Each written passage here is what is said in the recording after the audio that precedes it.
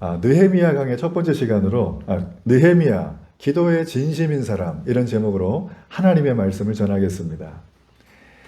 지금 여러분 전 세계가 전해지고 있는 많은 소식들은 민족과 국가 간의 대립이라든지 여러 전쟁이라든지 때로는 이 지구가 마지막이 아닐까 하는 지구의 신음소리인 기후위기라든지 각종 사건과 이 재난의 소식이 우리 마음속에 큰 어려움을 주고 있고 실제로 이 땅 가운데 어려움이 있는 건 사실입니다. 자, 이렇게 시대가 어렵고 위기에 처해져 있을 때 그 어느 때보다도 우리에게 필요한 것은 기도가 필요하다는 것입니다. 지난 200년 전 24시간 동안 365일 하루도 쉬지 않고 100년 가까이를 기도로 이어왔던 한 공동체가 있습니다. 18세기 독일의 진젠도르프의 에른 후트 선교 공동체입니다. 지금도 에른 후트라고 하는 도시에 가면 이 공동체의 흐름들이 다 남아 있어요. 여러분, 이 사람들은 기도하는 신실한 믿음의 공동체의 사람들이었어요. 이들의 100년이 넘는 릴레이 기도를 통해서 수많은 선교사님들이 배출이 되고 모라비안 교도라든지 감리교회 시작인 존 웨슬리가 시작이 되었던, 영향을 주었던 엄청난 곳이죠. 여러분, 19세기 중국은 완전한 미지의 땅이었습니다. 지금 중국의 인구가 몇 명이죠? 14억 정도 됩니다. 그때에도 거의 막강한 인구를 가지고 있는 나라였는데 여기에 복음이 없었어요. 그래서 이 기도하는 공동체의 영향을 받고 중국 내지 선교회가 설립이 됩니다. 그리고 19세기 이 중국의 선교의 아버지라고 하는 허든슨 테일러를 배출하게 되는 놀라운 일들이 벌어지게 돼요. 뿐만 아니라 이 기도의 불길은 이 한반도 땅, 저 1907년 평양의 대부흥 영적인 각성운동으로 시작이 됩니다. 여러분이 기도의 불길이 삽시간에 번지면서 이 평양의 부흥이 임했던 가장 핵심적인 이유는 바로 리더들이 자신의 죄를 통회하고 자복한 거예요. 지금의 목사님, 지금의 장로님 이런 분들이 하나님 앞에 엎드리기 시작을 하는 거예요.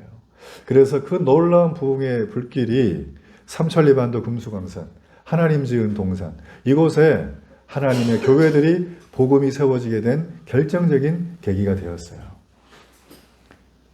현대 선교의 아버지인 윌리엄 캐리라고 하는 사람은 인도로 선교하기 가는 그 배 위에서 이런 말을 했어요. 위대하신 하나님을 믿으라. 위대하신 하나님께 기도하라. 그리고 위대하신 하나님께 위대하신 일을 이루어질 것을 기대하라 라는 겁니다. 한번 따라하세요. 기도하라. 믿으라. 기대하라. 여러분, 우리가 기도가 안 될 때는 이 세 가지 동사를 외치세요. 한 번 더 할까요? 기도하라. 믿으라. 기대하라. 이렇게 놀라운 하나님의 사람들이 기도를 통해서 정말 힘을 합해서 하나님 앞에 자비와 긍휼을 이 땅과 이 민족과 이 시대에 적셔지도록 하나님 앞에 기도했던 사람들이 있었기 때문에 오늘날 우리가 이렇게 하나님 앞에 예배할 수 있는 것입니다. 조금 전에 찬양할 때 제가 뒤에서 얼마나 마음에 감동이 되는지, 정말 저희 코람데오 찬양팀은 정말 영성이 뛰어난 찬양팀이에요. 날마다 성령의 기름 부음이 넘치는 것 같아요.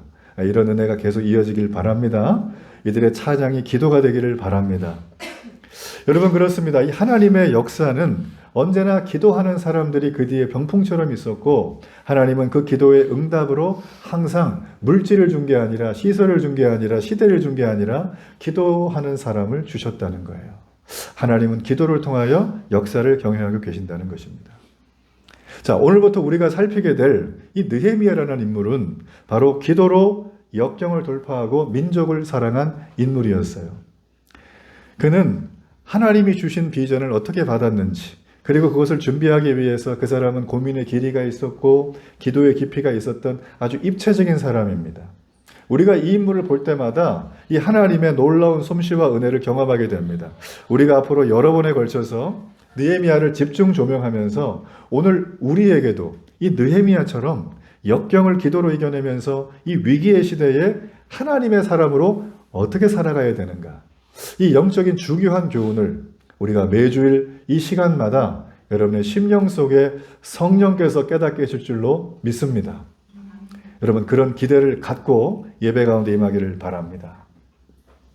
자, 세빈아, 이번에 고3 되니까 마음이 어때요? 무거워요. 예. 우리가 이럴 때 어떻게 해야 되죠? 기도만 하지 말고 맛있는 걸 사줘야 돼요. 축복합니다. 우리 만나자고. 우리 지금 만나? 당장 만나. 전 중고등부 아이들 너무 사랑하고 이뻐요. 예. 옛날 내 모습 보는 것 같아요.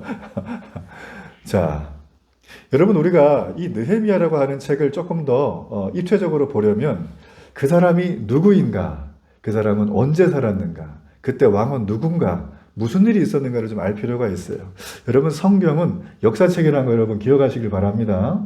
역사의 날조가 아니라 진짜 역사가 오직 성경밖에 없다. 자, 여러분 그 사람이 살았던 데는 주전 586년경입니다. 지금부터 2500년 전의 사람이죠. 이때는 어떤 일이 있었냐면 지금의 이스라엘, 이 유다 땅이 바벨론에 의해서 완전히 성벽까지 멸망을 당한 그런 때입니다. 수많은 사람들이 우리 다니엘을 살폈죠. 포로로 끌려갑니다. 엄청난 죽을 고비와 위기를 많이 겪게 됩니다. 그러다가 하나님의 약속대로 70년이 되던 때에 이 바벨론은 페르시아라고 하는 신흥 강대국에 의해서 멸망을 당합니다. 그리고 그때 당시에 고레스 왕이라고 하는 사람이 하나의 법을 선포합니다. 야, 유다 사람들 다 집으로 보내. 그때 당시에 모든 잡아왔던 이방의 나라 사람들과 함께 이방 사람들이 자기 땅으로 돌아갈 수 있도록 포로 귀환령을 내려줍니다. 이게 바로 고레스 칙령이라는 거예요.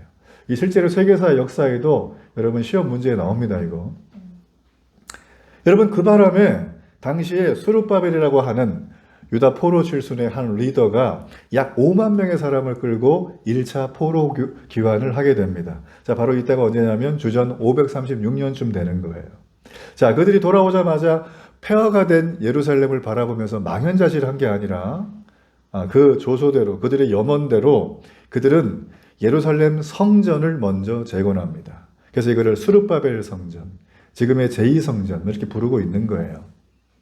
이 수르바벨 성전을 재건을 하고 나서 이들은 다 된 게 아니라 그때 그 다음에 자기의 집을 짓게 돼요.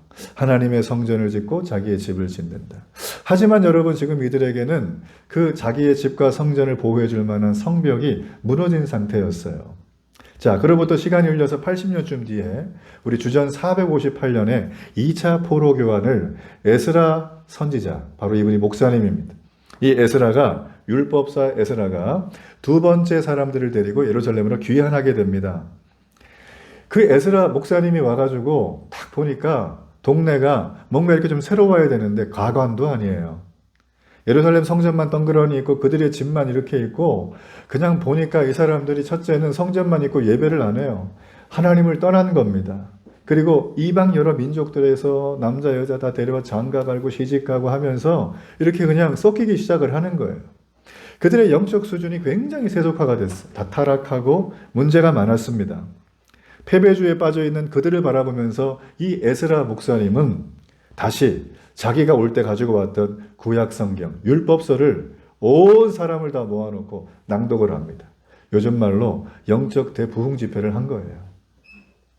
하나님의 성령이 그들에게 임해서 영적 대각성 부흥 운동이 그때 일어나게 됩니다. 그들은 이렇게 일어나고 나니까 마음속에 막 불이 임하잖아요. 내가 뭘 해야 되겠다. 딱 봤더니만 이 예루살렘 살고 있는 모든 사람들이 지금 고통당하고 있는 바로 외세의 침략, 잦은 약탈, 침탈이 있었어요. 이유는 성벽이 무너져 있기 때문에 성벽이. 그 성벽을 재건해야 되겠다 생각을 마음을 먹습니다. 여러분 성벽 재건이 왜 중요하냐면 요즘은 뭐 성벽이 없죠. 그죠? 뭐 지나고 나면 여기 표지판 하나 있는 게 여기가 경기도다, 여기가 뭐 이렇게 충청도다 얘기할 정도밖에 안 되잖아요. 그때는 성벽이 생존의 필수였어요. 여러분이 성벽이 없게 되어지면 당시에 외세의 침달과 침략을 아무 때나 받을 수 있도록 허용되는 것과 똑같았어요. 그리고 여러분 성벽을 만들고 나서 성문을 만들잖아요. 그리고 여기 보초가 서 있는다는 것은 여기는 아무나 들어올 수 없는 곳이란 뜻이에요. 그리고 또 하나는 이 성벽에서 거기에 아주 유력한 사람들이, 지도자들이 다 모여서 당시에 그 성의 가장 중요한 것들을 논의하고 결정하고 재판했던 장소입니다. 그러니까 성벽이 없으면 그게 안 되는 거예요. 그럼 어떻게 되죠? 자주국방이 안 되는 겁니다. 그래서 딴 나라가 볼 때 얘네들은 별거 아니야. 우리가 약탈해도 돼. 이렇게 되어지는 것들이에요. 그래서 바벨론이 이스라엘을 침략했을 때 그들을 완전히 다 쓸어버리고 마지막에 뭘 했죠? 예루살렘 성벽을 허물어 버린 거예요. 이 나라는 자주적인 나라가 될 수가 없다라는 걸 보여준 것입니다. 자, 이렇게 여러분, 이 성벽 재건이 너무나 중요했어요.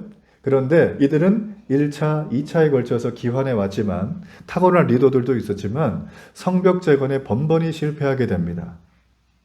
여러분, 왜 실패하게 됐을까? 이들이 힘이 모자란 게 아니라 이방 민족의 괴롭힘, 아주 집요한 방해 공작이 있었어요. 예루살렘 주변에 살고 있었던 그 위에 사마리아라든지 옆에 모압 땅이라든지 뭐 이런 사람들이 집요하게 이 성벽을 짓지 못하도록 계속 방해를 하는 것입니다. 그도 그럴 것이 이방 민족들은 어떤 사람들인가 하면 이스라엘이 통일 국가로 있을 때 최전성기의 다윗의 시대, 절정의 솔로몬의 시대를 경험했던 사람들이에요. 그러니까 지금 포로로 잡혀갔다가 다시 귀환해가지고 얘네들이 힘 모아서 또 좋은 아주 큰 강성한 나라를 만들면 누구에게 손해가 와요? 자기들에게 손해가 오는 거예요. 여러분, 동북아의 핵심 요충지가 어디입니까? 바로 이 한반도 땅이에요. 한반도는 아직도 화약고다.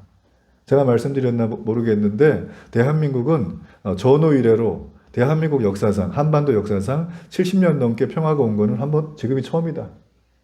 여러분, 이 땅을 위해서 기도하시길 바랍니다. 전쟁은 절대 나지 말아야 돼요. 끔찍한 거예요. 전쟁은. 자, 이들은 수많은 시간 동안 이 강성한 나라가 되면 안 된다는 걸 알았기 때문에 그들을 계속 방해를 하는 거예요.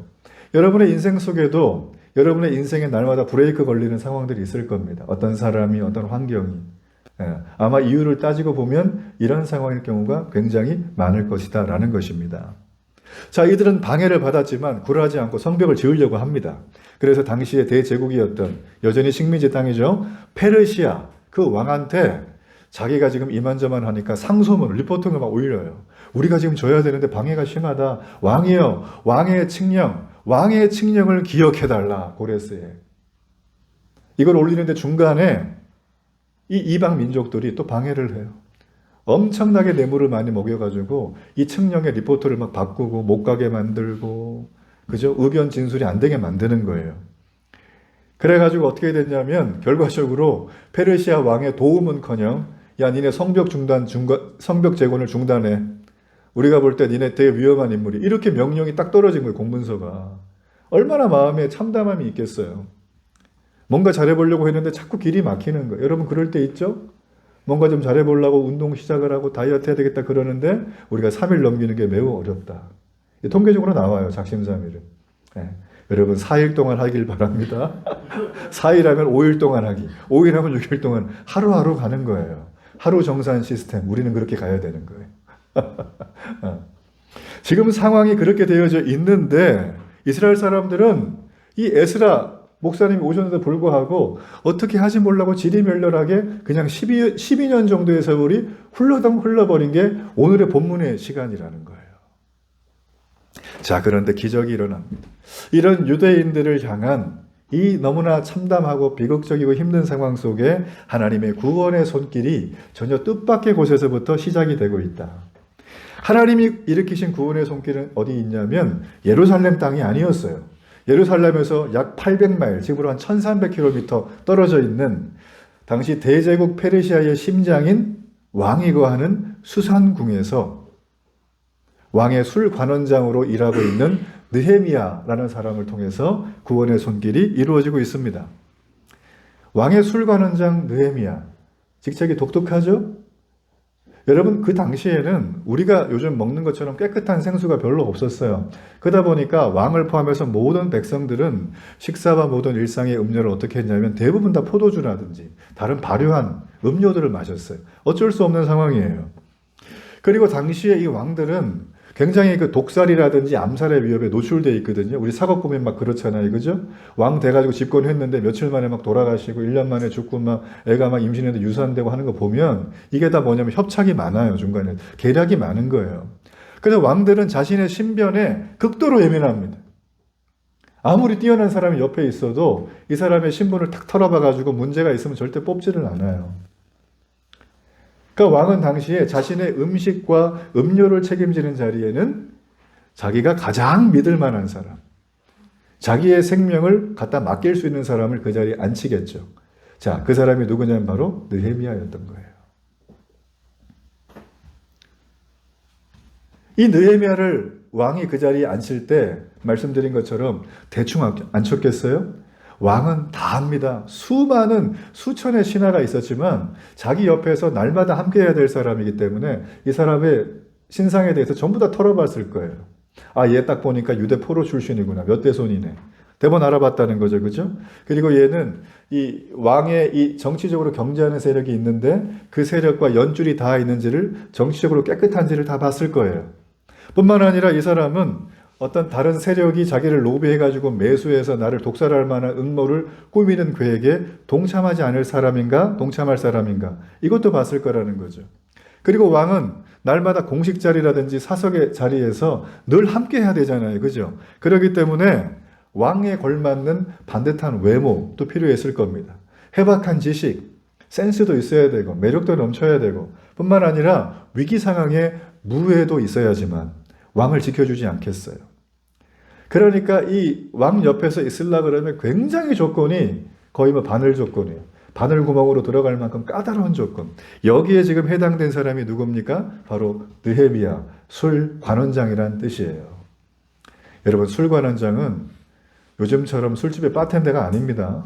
그건 아무나 하는 거예요. 이거는 아주 고르고 골라가지고 0.1%의 엘리트예요, 이 사람은. 근데 이 사람이 어디 출신이다? 유다 포로 출신이다라는 거예요. 이 느헤미야는 권력의 심장부에 있던 사람이에요. 한마디로 말하면. 나라의 모든 대소사와 사람을 죽이고 살리고 전쟁을 하고 말고를 결정하는 그 위치에서 항상 정보를 듣는 사람. 그러니까 이 사람이 이 자리에 올라가기까지 여러분 엄청난 경쟁이 있었을 거예요. 그렇죠? 그리고 이 자리에 올라가서도 이 자리를 유지하기 위해서 이 사람이 피나는 노력과 훈련을 했을 겁니다. 네. 그런 사람이라는 거예요.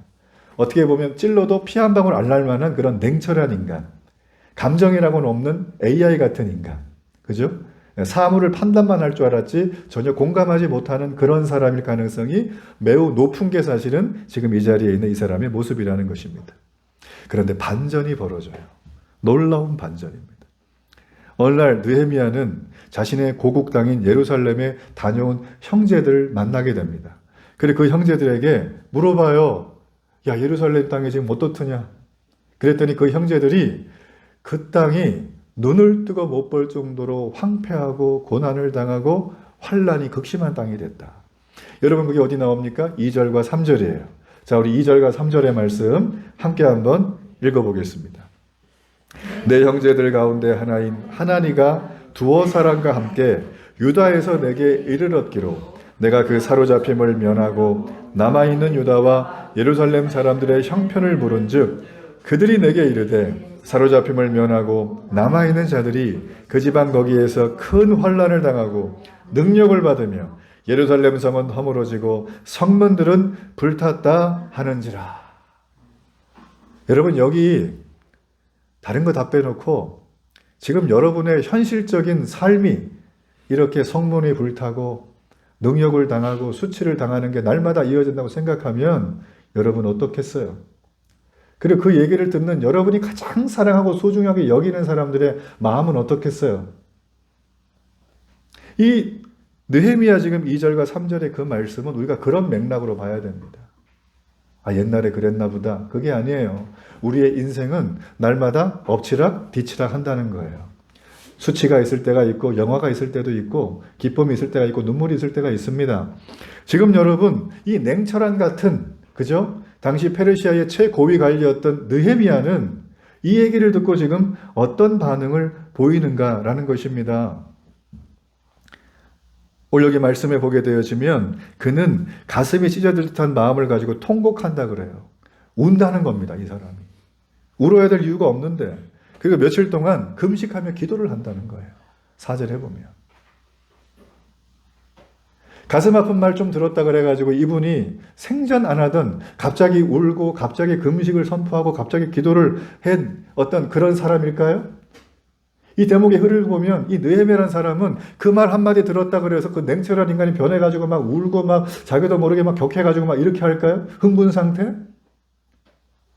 저는 흥분 상태는 맞지만, 그 민족을 공감하는 건 맞지만, 이 사람이 지금 처음 이럴 것 같진 않아요.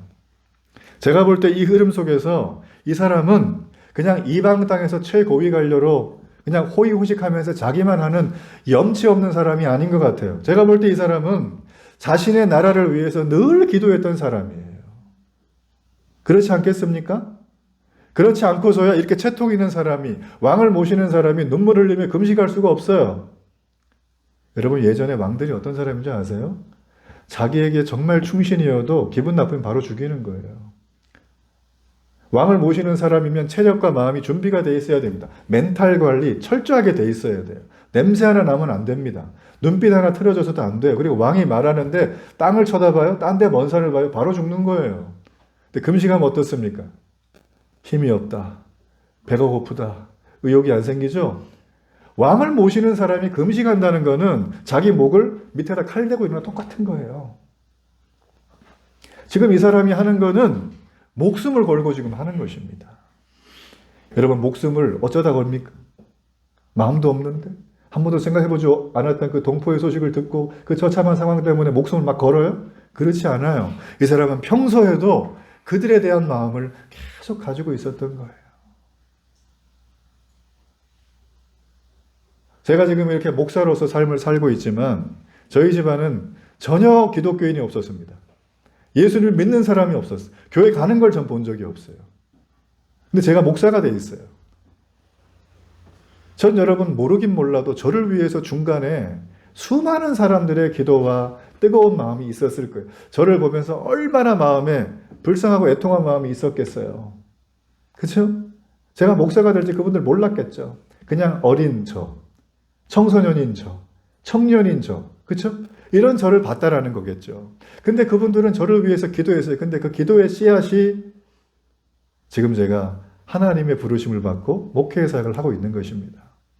지금 이 느헤미야라는 사람은 앞으로 어떻게 될지 모릅니다. 그 나라가. 그 동포가 회복될지 안 될지도 몰라요. 그렇지만 고국의 동포의 소식을 이 사람이 직접 물어봤어요. 안 물어봐도 되는데, 그쵸? 소식을 듣고 만나가지고 야 어떻게 지내냐 물어보는 거예요. 이 얘기는 관심이 많다는 것입니다. 그리고 그 얘기를 듣고 그는 가슴에 찢어질 듯한 고통을 가지고 하나님 앞에 엎드렸다는 거죠. 주님 안에 사랑하는 여러분, 느헤미야는 자기만 알던, 자기 배만 불리던 사람이 아니었어요. 그는 어떤 사람입니까? 기도하는 사람이었어요. 그것도 타인을 위해서, 민족을 위해서, 그 아픈 현실을 직시해 가면서 그는 기도하는 사람이었다는 것입니다. 기도하는 사람이라고 하면 많은 분들이 머릿속에 떠오르는 이미지가, 믿지 않은 분들 제가 얘기하는 것입니다. 그분들이 보통 이런 생각을 많이 하시더라고요. 기도하는 사람들은 뭐 세상 물정도 모르고 등지고 뭐 자기만 알고 기막고 산속 기도원에 들어가서 혼자 기도만 하는 것 같아요. 어떻게 그런 얘기를 전 들었을까 잘 모르겠지만 여러분, 그런 분들도 사실 계셨죠. 여러분, 그렇지만 기도하는 사람, 진짜 성경적으로 기도하는 사람은 그렇지 않아요. 눈을 맞고 기도하는 게 아니라 눈을 뜨고 기도합니다. 현실을 외면하는 게 아니라 현실을 내 가슴에 품고 기도하기 시작을 하는 거예요. 그 사람은 눈을 뜨고 봅니다. 현실에 대해서 귀가 열려 있습니다. 듣습니다. 그러면 그의 마음에는 하나님의 마음이 생기잖아요. 기도하지 않을 수가 없게 되는 거예요. 여러분, 그러므로 기도는 내가 말을 잘한다고 할 수 있는 게 아닙니다. 내가 종교 생활을 수십 년 했다고 할 수 있는 것도 아니에요. 기도는 하나님의 눈으로 보고 귀로 들을 때 할 수 있는 거예요. 느헤미야의 기도는 그렇게 시작이 된 것입니다. 사람들이 왜 기도를 하지 않을까요? 질문을 좁혀서 여러분은 왜 기도가 잘 되지 않을까요? 수없이 들었는데 요즘 계속 기도에 대한 얘기 나오죠. 그죠? 저도 왜 이런지 모르겠어요. 본문이 말하니까 저는 할 수밖에 없는 거예요. 그래서 저도 요즘에 제 마음속에 엄청난 하나님의 압박이 있습니다. 기도해라, 기도해라. 저는 무시로 기도한다는 분 얘기를 간혹 들어요. 여러분, 무시로 기도한다는 말 들어보셨어요? 무시로? 그 무시로가 그게 아니고 무슨 무시로예요? 아무 때나 언제든지 기도한다는 거예요. 뭐 걸어가다가 기도하고, 뭐 앉아서 기도하고, 뭐 밥 먹다 기도하고, 자기 전에 기도하고, 다 좋아요. 근데 제가 말씀드렸죠. 예배당에 와서 하나님 앞에 기도하려고 옷을 입고 준비를 하고 그 걸어오는 과정 속에서 이미 기도는 다 된 거예요. 그리고 여기 앉아보세요. 눈물이 철철 납니다. 통곡 소리가 납니다. 나의 죄인됨 때문에. 황폐하게 무너져 있는 내 심령 때문에 내가 견딜 수 없게 되는 거예요. 기도는 그렇게 나오는 거지, 앉아가지고 하나님 앞에 이거 주세요, 저거 주세요. 그건 기도가 아닙니다. 그것도 기도를 할 수 있지만 하나님은 그 기도보다 다음 기도를 원하세요. 무슨 기도? 나의 상한 심령이 들어가 있는 진짜 기도. 그 한마디 기도에 하나님은 우리에게 응답으로 역사하시는 거예요. 여러분, 그러므로 또 무시로 기도도 막 이거 별로니까 안 해야 돼. 그런 마음 갖지 마세요. 여러분, 일어나서 기도하시고, 걸어가며 기도하시고, 샤워하다 기도하시고, 사람 만나다 기도하시고, 엘베 앞에서 1분 시간 있으면 기도하시고, 시험 보기 전에 잠깐 그 필요한 거예요. 이거는 화살 기도라는 것입니다. 그 시간 그 타켓을 향해서 집중적으로 하나님 앞에 기도하는 거예요. 여러분, 저도요, 화살 기도가 적중한 적이 여러 번 있어요. 제 인생 속에서. 그때 얼마나 감격스러운지 몰라요. 그러니까 그거 하고 우리 마음속에 하나님 앞에 준비된 마음으로 와서 하는 기도. 그 기도를 함께 해야 된다라는 것입니다. 비율로 따지면 한 7대3 정도로 여러분 두는 게 매우 좋다라는 것입니다. 여러분, 느헤미야라는 사람을 통해서 우리가 기도를 지금 보고 있는데요.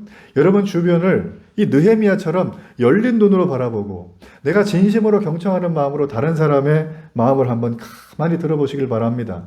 멀리 찾지 말고 여러분의 배우자를 한번 생각해 보세요. 여러분의 가정을 한번 생각해 보세요. 여러분의 자녀를 한번 생각해 보세요. 그리고 찢긴 마음으로 가슴 아파하고 있는 이웃들에 대해서 귀를 기울여 보세요. 상처났죠? 갈라졌죠? 분열되어 있는 이 사회와 세상을 향해서 여러분 귀를 한번 기울여 보세요. 만일 우리가 오늘 이 역사의 장 속에서 들려오는 이 소리를 듣고 보고 있다면, 그 아픔을 느끼고 있다면 우리는 기도하지 않을 수가 없습니다. 기도하지 않을 수가 없어요. 그리스도인은 누굴까요? 그 사람은 역사에 대해서 열린 의식을 갖고 있는 사람입니다. 이웃을 위해서, 민족을 위해서 뿐만 아니라 나의 가정과 미래를 위해서 진심과 전심을 다해 기도하는 사람, 그게 바로 그리스도인이라는 거예요. 전 여러분이 이런 기도의 사람으로 2024년이 충만하게 넘치게 될 줄, 그런 사람이 되기를 간절히 축복합니다. 여러분, 1950년대 초반에 6.25 전쟁이 막 끝났을 무렵이에요. 그때 당시에 이 미국의 아주 시골의 오레곤주의 한 가난한 농부 부부가 살고 있었어요. 당시에 미국은 지금처럼 TV가 다 보급된 시절이 아니었거든요. 그래가지고 영화를 보고 싶으면 마을 회관에서 상영하는 데를 가야 됐어요. 그런데 이분들이 이제 그날 일을 다 마치고 평범한 그 부부가 영화를 보러 마을 회관에 쭉 갔습니다. 근데 영화를 볼 때 광고를 하잖아요. 그죠? 한국이면 어떤 거 하죠? 옛날에 무슨 광고였죠? 요즘 그런 광고 말고 대한뉴스 막 이런 거 했어요. 그죠? 저는 그런 세대는 아닙니다. 저는 굉장히 영한 사람이에요. 근데 그때 전쟁이 한창 끝났고 2차 대전 끝나고 6.25 끝났기 때문에 방공 뉴스를 많이 했어요. 실제로 도와줘야 되겠다 이런 거. 근데 그때 그 뉴스에 뭐가 나왔냐면, 저 멀리 아시아의 작은 땅이 분단된 채 한국 전쟁이 끝났는데 전쟁 고아들이 너무 많다는 거예요. 그래서 미국 사람들이 이 전쟁 고아들을 입양을 해서 이 아이들의 미래를 좀 책임져주면 좋겠다. 지금 너무 부족하다, 지원자가. 이제 그런 뉴스를 보게 된 것입니다. 근데 이 광고를 보는데 이 두 부부의 마음이 쿵 하고선 큰 울림이 생긴 거예요. 그래서 영화를 보는데 세상에 영화 내용은 하나도 기억이 안 나고 그냥 그때 봤던 그 광고만 자꾸 생각이 나는 거예요. 그러면서 이렇게 집에 가는 길에 두 부부가 얘기를 하는 거예요. 마음에 막 부담이 되니까, 여보 있잖아, 아까 전에 그거 봤지? 어떻게 생각해? 뭘 어떻게 생각해? 우리는 가난한 농부니까 농사나 지으면 되는 거지. 부자들이 하면 되고 기업가 하면 되고 뭐 이렇게 미국에서 정부에서 하면 되지 않겠어? 라고 얘기를 지나갔어요. 근데 대화하는데 자꾸 그 대화가 나오는 거예요. 그래가지고 그들의 마음속에 이 거룩한 부담감을 떨쳐버리지 못하고 결국 그들은 기도를 시작하게 합니다. 며칠 뒤에 그들의 마음속에 기도하는데 확신이 왔어요. 자신의 농경지의 절반을 팔아가지고 전쟁고아 8명, 한국 전쟁고아 8명을 입양을 하게 됩니다. 근데 이 얘기가 언론에 대서특필이 되면서 삽시간에 전 미국에서 가장 많은 한국 전쟁고아를 입양한 농부 가정으로 소개가 된 겁니다. 다음날부터 내가 도와주겠다 물밀듯이 막 연락이 오고, 어떤 사람은 자기가 그냥 한 농부밖에 안 되는 사람인데도 전화 와가지고 한국 전쟁구화 도우려면 어떻게 해야 되느냐 막 자문을 구하는 거예요. 맨날 전화를 받는 거예요. 아, 이분이 안 되겠다 싶었어요. 그래서 자기 하는 농사를 다 정리하고 그 사람은 이제부터 이 전쟁구화를 살리는 일에 내가 평생을 헌신해야 되겠다. 그런 마음을 먹게 되었습니다.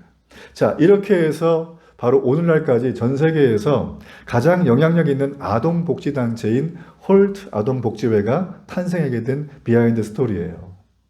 제가 아는 분 중에도 이 홀트 출신의 분들이 계십니다. 지금 목회를 잘하는 분들도 계세요. 정재계에 진출하신 분들도 꽤 많습니다.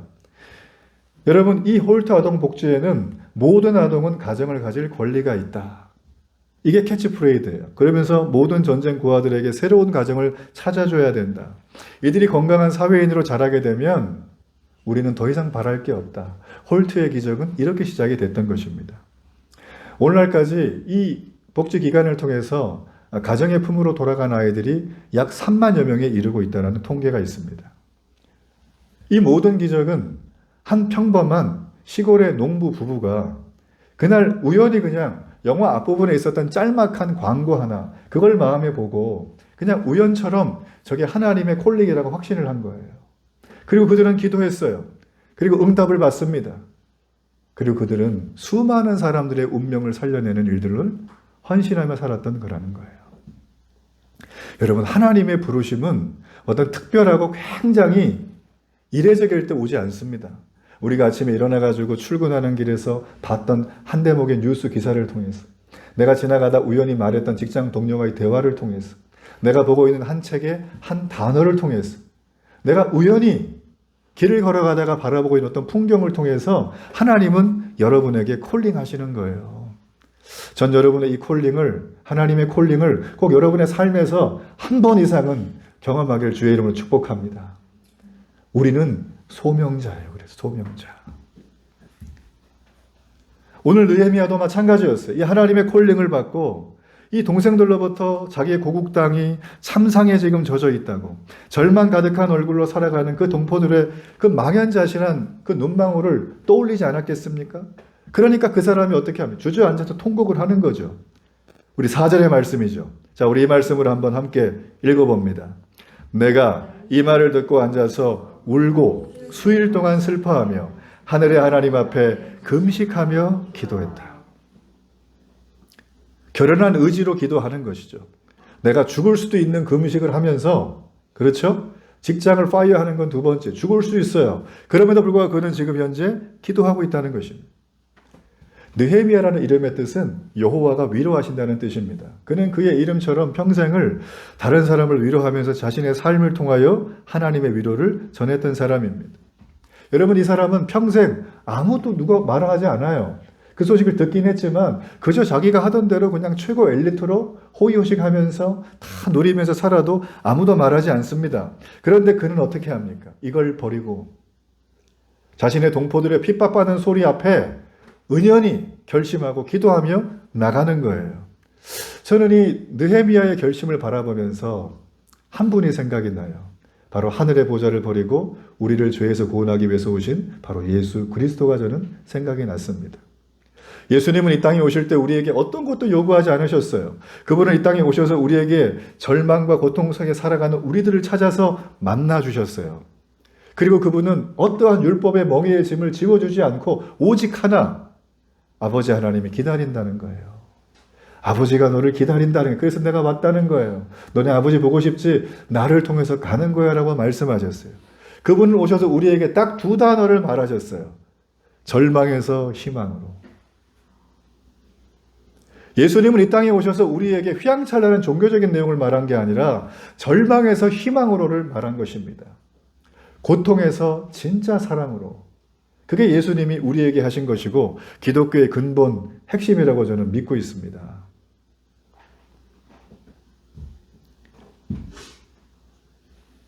느헤미야도 마찬가지였어요. 느헤미야도 주님의 영이 그의 마음속에 임하니까 그는 그 주님의 말씀에 따라서, 콜링에 따라서 그 순간 어떻게 합니까? 기도하기로 결심하는 거예요. 여러분, 우리는 이 땅을 살아갑니다. 육신의 몸을 입고 한 번뿐인 인생을 살아갑니다. 우리는 지금 살아가는 삶이 만족할 수 있습니다. 나름 괜찮을 수 있어요. 여러분, 그렇지만 이 땅의 삶은 길어야 100년입니다. 이 땅의 삶을 끝나고 나면 성경은 말합니다. 하나님이 계신 곳이 있고 하나님이 없는 지옥이 있다. 결정의 순간이 옵니다. 하나님 앞에 가서 결정을 하나요? 그렇지 않습니다. 이 땅에 육신의 몸을 입고 우리가 살아가는 이 동안 그걸 결정할 수 있어요. 여러분, 그러므로 여러분이 주일날 교회에서 앉아서 예배를 드리고 설교 말씀을 듣고 함께 교제하는 거, 이거는 하나님의 선물입니다. 우연히 온 것 같죠? 하나님이 패키징으로 준비해 놓은 거예요. 누구를 위해서? 바로 당신을 위해서. 당신의 구원을 위해서. 여러분, 그렇기 때문에 우리 마음속에 이 하나님의 구원의 마음이 들어와 있다면 우리는 이 땅의 삶에 충실하지만 보다 더 의미 있고 보다 더 가치 있는 일에 우리가 헌신해야 되지 않겠습니까? 지금 그런 마음이 마음에 드셨다면 지금 결단하고 진심으로 기도를 시작하시길 축복합니다. 이 시대의 하나님은요, 의리복잡하고 멋지고 돈 많고 화려한 이런 사람 부르는 게 아니에요. 하나님은 마음에 하나님과 함께 기도하기로 작정한 사람. 하나님의 부르심 앞에 기도하는 자를 하나님은 부르셔서 비전을 주세요. 그리고 하나님의 일을 그 사람을 통하여 이루어 가시는 거예요. 세상은 그렇게 변해왔습니다.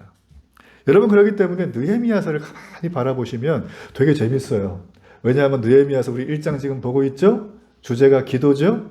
마지막에 가도 느헤미야 기도를 끝나요. 총 13장 중에서 느헤미야가 12번이나 기도합니다. 하여튼 이 양반은 기도로 시작해서 기도로 하루를 마무리하는 분이에요. 성경은 굳이 이 얘기를 왜 이렇게 많이 할까? 하나님은 이런 사람을 찾기 때문이에요. 하나님은 이런 사람을 찾기 때문입니다. 이 사람이 뭐 실력이 부족합니까? 인맥이 부족합니까? 삶의 스펙이 없습니까? 경험이 없습니까? 이 사람은 아주 뛰어난 사람이에요. 그런데 이 사람은 그 뛰어난 게 하나도 없는 것처럼 하나님 앞에 기도하는 거예요. 자기를 의지하지 않는 거죠. 그래서 저는 이 사람을 볼 때마다 이분 정말 영성이 뛰어나다. 어떻게 이럴 수 있을까? 만약에 나라면 지금 내 손에 한 50억, 좀 더 써가지고 100억 정도를 할까? 이게 주어진다면 제가 이렇게 지금 하나님 앞에 간절히 엎드리며 눈물로 기도하면서 개척교회를 하고 있을까요?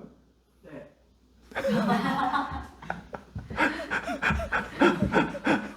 100억을 한번 만져보고 싶기는 한데 요즘에 돈을 만져본 적이 한 번도 없어요. 1년간도 제가. 다 통장으로 빠지고 숫자로 끝나니까.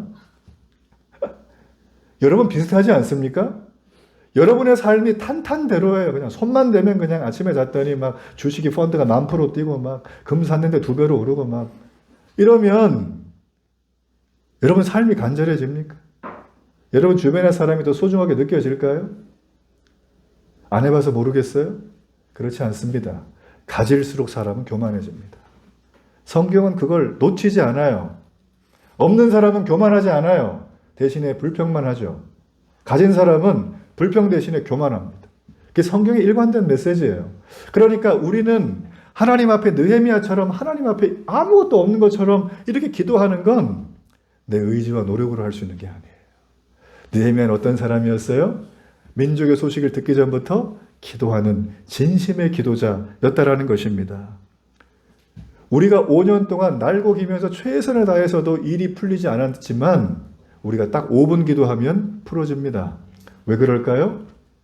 나의 일을 나 혼자 할 때는 나만 하는 거지만 나의 일을 하나님께 기도할 때는 그때부터는 하나님이 일하시기 때문이에요. 이런 은혜를 경험하기를 간절히 바랍니다. 여러분, 역사라고 하는 단어, 히스토리죠. 여러분, 이 단어는 두 가지 합성합니다. 히즈와 스토리예요. 한마디로 말해서 역사는 어떤 거냐면 역사는 하나님의 이야기, 그분의 이야기라는 것입니다. 여러분, 역사를 바꾸는 기도를 하려면 우리는 제일 먼저 역사의 주인이 누구신가를 알아야 합니다. 그리고 그분을 신뢰해야 되겠죠. 그렇죠, 그죠? 역사를 바꾸는 기도, 상황을 바꾸는 기도는 역사의 주인이 바로 하나님이심을 우리가 믿는 것입니다. 창조주 하나님에 대한 관심. 여러분, 그렇기 때문에 역사를 이끌어 가시는 분에 대한 간절한 믿음이 없으면 우리는 그분을 향해서 기도를 한마디도 할 수가 없어요. 기도는 그분에 대한 믿음 있는 사람만 할 수 있는 특권이라는 거예요. 지나가다 그냥 물 한 그릇 떠놓고 비나이다 비나이다, 이건 기도가 아니라 독백이에요. 독백. 기도는 창조주 하나님 앞에 엎드리는 것입니다. 자, 그렇다면 우리는 그분을 역사의 주인으로 믿는다는 것은 구체적으로 뭘 믿는 것일까? 두 가지만 살펴볼게요. 제일 먼저는 우리 1장 5절의 말씀이에요. 자, 우리 1장 5절의 말씀, 이 말씀을 함께 읽어봅니다. 이르되 하늘의 하나님 여호와 크고 두려우신 하나님이여, 주를 사랑하고 주의 계명을 지키는 자에게 언약을 지키시며 긍휼을 베푸시는 주여 간구하나이다. 느헤미야가 고백하는 상황과 역사를 바꾸시는 하나님은, 그분은 크신 분이라는 거예요. Great God라는 거예요. 크신 하나님. 그분은 너무 크시기 때문에 자기 민족이 현재 직면하고 있는 위기, 내 인생의 위기, 이 모든 것들보다 크신 하나님이기 때문에 나는 그 하나님 앞에, 문제를 압도하시는 그분 앞에 나는 기도할 수밖에 없다고 얘기하는 겁니다. 우리가 기도하면서 어떨 때는 문제가 하나님보다 커 보일 때가 있어요. 여러분, 그럴 때 어떻게 하죠? 기도를 하는데 마음에 시원한 게 없죠. 마음에 놀립니다. 바로 이랬던 사람이 바로 예수님의 제자 중에 한 사람이었던 수제자 베드로였어요. 이분은 무리를 막 걸어가고 있었어요. 예수님 만나러. 그렇죠? 기억나십니까? 나는 안 걸어봐서 모르겠지만 하여튼 막 걸어가고 있었어요. 무리를 막 걸어가는데 이분이 너무 담대한 거예요. 사람들이 보고, 야, 너 어떻게 무리를 걷니? 난리, 야, 멋있다, 훌륭하다, 막 이러고 있는데 이분이 막 이러다가 갑자기 빠집니다. 왜 빠질까요? 무리를 걸어가다가 빠지지 않았을 때는 그 사람의 시선은 주님을 바라봤어요. 그런데 갑자기 파도, 무서운 파도를 바라보니까 빠지게 된 거예요. 하나님은 문제보다 크십니다. 우리가 주님을 계속 바라본다면 아무리 큰 풍랑과 환란이 올지라도 우리는 물에 빠지지 않고 무리를 걷는 기적이 여러분에게 있을 줄 믿습니다. 자, 또 하나, 하나님은 약속을 지키신 분이라는 것을 그는 믿었다는 거예요. 주를 사랑하고 주의 계명을 지키는 자에게 언약을 지킨다라는 것입니다. 느헤미야는 기도를 시작하면서 하나님 앞에 하나를 꼭 기억해 주세요라고 얘기하는 게 있습니다. 그 얘기는 뭘까요? 우리 이스라엘은 하나님의 백성 아닙니까? 이거였어요. 하나님이 우리를 이 이스라엘 땅에다 오게 하지 않으셨습니까? 노예들이었는데. 이거였다는 거예요. 그러면서 하나님 약속하신 거 다 기억나시죠? 저도 기억해요. 제가 지금 기도하는 건 체면불구하고 하는 게 아니라 하나님이 약속하신 그 약속 이루시겠다고 하셨으니까 저는 기도합니다. 우리의 기도가 그냥 사방팔방으로 흩어질 때는 약속의 말씀이 없기 때문이에요. 약속의 말씀인 성경 말씀의 베이스가 없이 나의 기도를 하면 힘만 들어요. 여러분, 약속의 말씀 붙들고 기도하시길 바랍니다. 하나님은 약속을 지키는 하나님이세요. 여러분, 그렇기 때문에 베드로는 이런 말을 합니다. 사도행전 2장 39절에 보면 이 약속은 너희와 너희 자녀와 모든 먼데 사람 곧 주 우리 하나님이 얼마든지 부르시는 자들에게 하신 것이라 라는 거예요. 사도 베드로는 지금 이 말씀 속에서 메시아, 예수가 그리스도다라고 하는 그 약속에 대해서 기억하며 기도하는 겁니다. 그러면서 사도 베드로는 말해요. 이거는 우리뿐만 아니라 여기 있는 사람한테도 해당되는 겁니다. 베드로는 미리 우리에게 예언을 선포한 거예요. 예언을 선포한 거예요. 오늘 느헤미야의 말씀을 통해서 여러분은 어떤 게 마음에 들어오셨습니까? 느헤미야는 진심으로 기도하는 사람이었죠? 전심전력으로 기도하는 사람이었죠? 그는 기도가 일회용 퍼포먼스가 아니었어요. 늘 기도하던 사람. 냉철한 사람처럼 보이고 공감이 없어 보이고 자기만 하는 사람 같지만 아니었어요. 그는 기도하는 사람이었어요. 느헤미야의 삶이라고 왜 고단한 게 없었겠습니까? 하루를 열심히 살고 왜 힘들지 않았겠습니까? 있었을 거예요. 전 여러분에게 도전하고 질문합니다. 오늘의 삶이 고단하고 힘드세요? 오늘의 삶이 내가 원하는 환경이 아니라 너무나 괴롭고 어려운 게 많습니까? 자, 여러분, 그렇다면 지금부터 약속의 말씀을 펴고 읽어보세요. 그리고 그 말씀을 읽다가 내게 주시는 메시지가 있을 거예요. 그럼 그 말씀을 붙들고 지금부터 외치는 거예요. 주님, 느헤미야처럼 제게도 이 약속의 말씀이 반드시 이루어질 줄로 믿습니다. 여러분이 믿은 대로 이루어질 것입니다.